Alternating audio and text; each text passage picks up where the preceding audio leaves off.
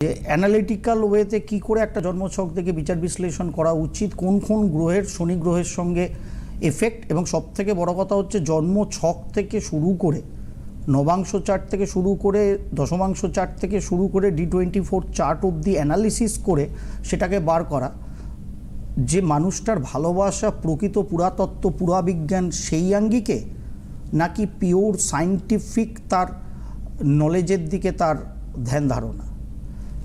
এটাকে জ্যোতিষশাস্ত্র মতে ভাবা যায়, কিন্তু আপনার বাড়ির ছেলে মেয়ে বা ভাই বোন তাদের কী ধরনের জিনিসে আগ্রহ আছে।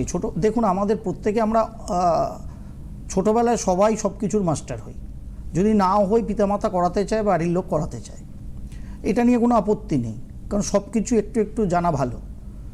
কিন্তু সে সব কিছু জানার মধ্যেও আমাদের একটি বিশেষ প্রবণতা প্রত্যেক পরিবারের মানুষই কিন্তু খেয়াল করি আমরা, যে এই ছেলেটার এই মেয়েটার এই বিষয়গুলো ভালো লাগে। সেগুলো হয়তো ডাইরেক্ট তার পড়াশোনার বিষয় না, কতক্ষণ পড়াশোনার বিষয় না, যতক্ষণ সে মাধ্যমিক স্ট্যান্ডার্ড অবধি যাচ্ছে, মানে 10th ক্লাস স্ট্যান্ডার্ড অবধি থাকছে। তার পরবর্তী ক্ষেত্রে তার যে ভালোবাসার বিষয়টি সেটি নানা কিছু হতে পারে। সেটা ইনোভেটিভ কোনো ব্যাপার স্যাপার হতে পারে, সেটা আঁকা ঝোঁকা হতে পারে, সেটা আঁকা এবং ইনোভেশনটাকে পাঞ্চ করে তার কিছু করার তাগিদ থাকতে পারে। সে হয়তো সেটাই তার খেলার বিষয়, সেটাই তার ভালোবাসা। সে সব অগোছালো জিনিসগুলোকে নিয়ে ফেলে দেওয়া জিনিসগুলোকে নানা রকম কিছু হয়তো করে।